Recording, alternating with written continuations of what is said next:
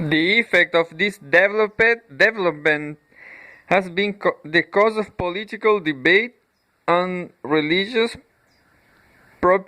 propitiation to be carried out in the same vocabulary. A Quranic chant becomes an affirmation of political alliance as well as a paean to God. A burning of incense expresses one's secular ideology as well as one's sacred beliefs. Slametans now tend to be marked by anxious discussions on the various elements in the ritual, of what their real significance is, by arguments as to whether a particular practice is essential or optional, by abandon uneasiness when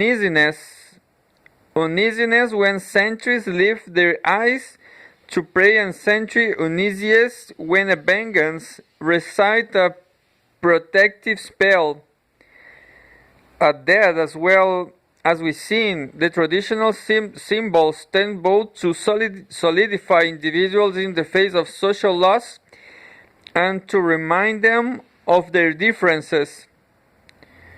To emphasize the broadly human themes of morality and undeserved suffering, and the narrowly social ones of factional opposition at party struggle,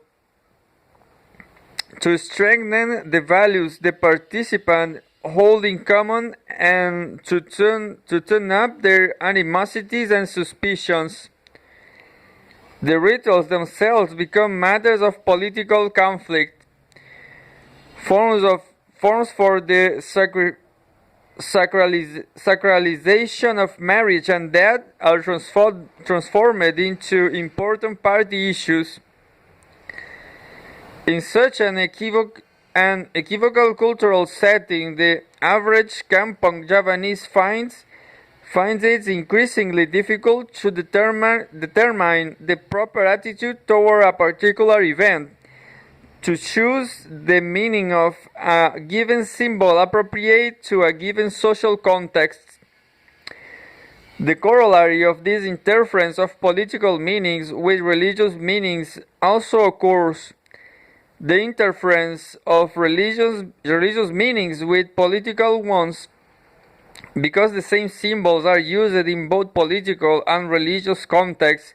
People often regard party struggle and involving not merely the usual ebb and flow of parliamentary maneuver, the necessary factional give and take of democratic government, but involving as well decisions on basic values and ultimates.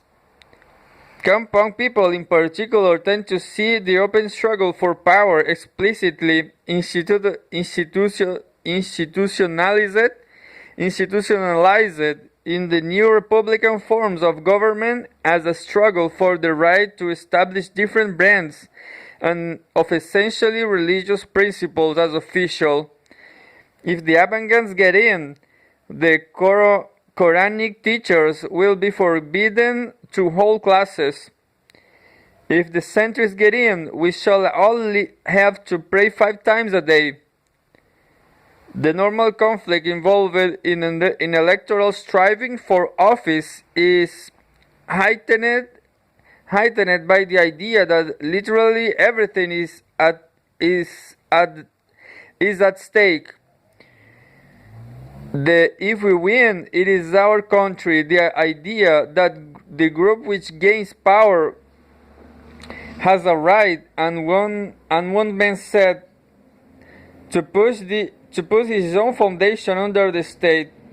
Politics thus takes on a kind of sacralized bitterness, and one village election in a suburban Mojokuto village actually had to be held twice because of the intense pressures generated in this way.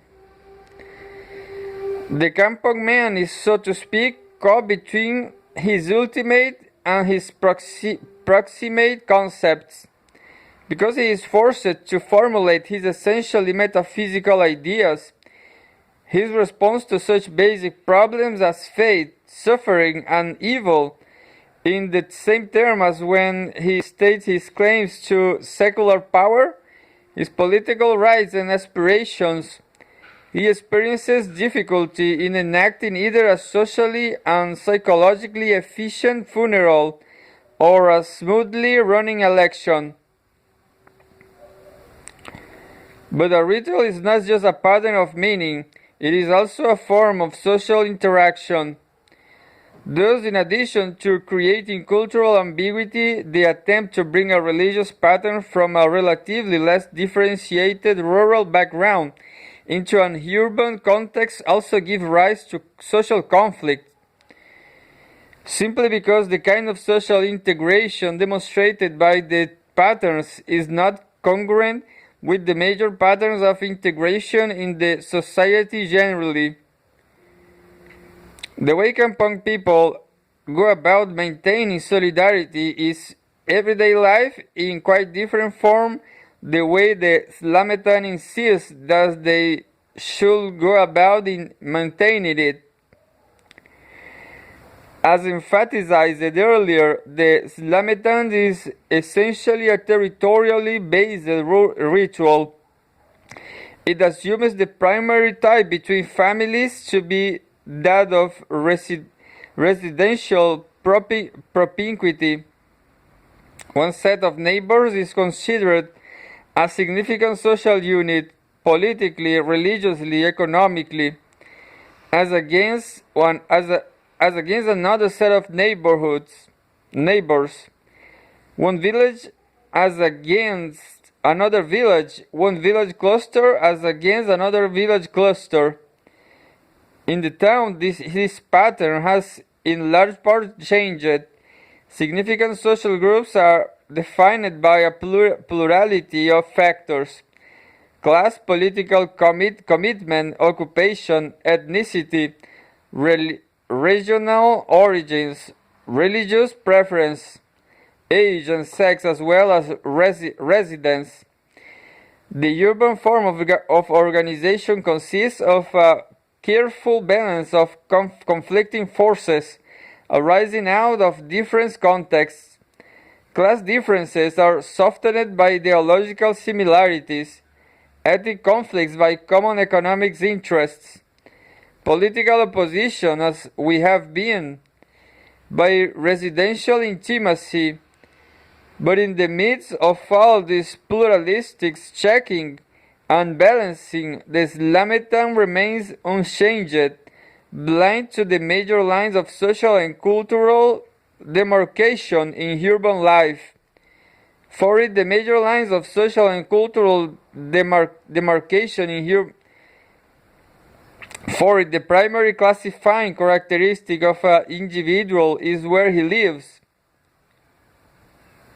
Thus, when an occasion arises demanding sacralization, a life cycle transition, a holiday, a serious illness, the religious form which must be employed acts not with but against the grain of social equilibrium.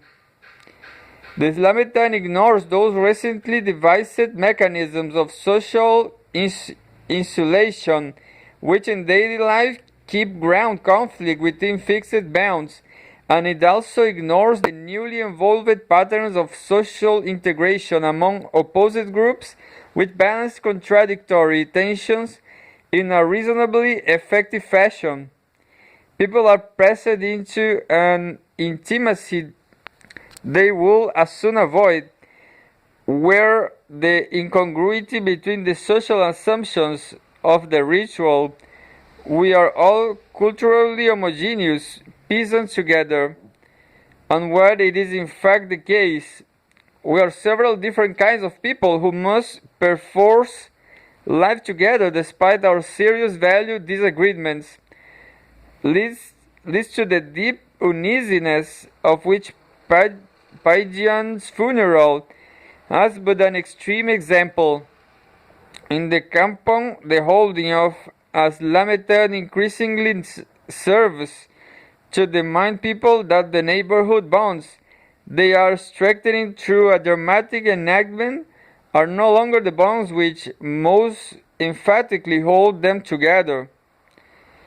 These latter are ideological, class, occupation, and political bonds, divergent ties which are no longer adequately summed up in territorial relationships. In sum, the disruption of Paidian's funeral may be traced to a single source, an incongruity between the cultural framework of meaning and the patterning of social interaction. An incongruity due to the persistence in a urban environment of a religious symbol system adjusted to peasant social structure. Static functionalism of either the sociological or psychological sort is unable to isolate this kind of incongruity because it fails to discriminate between logical meaningful integration and casual functional integration.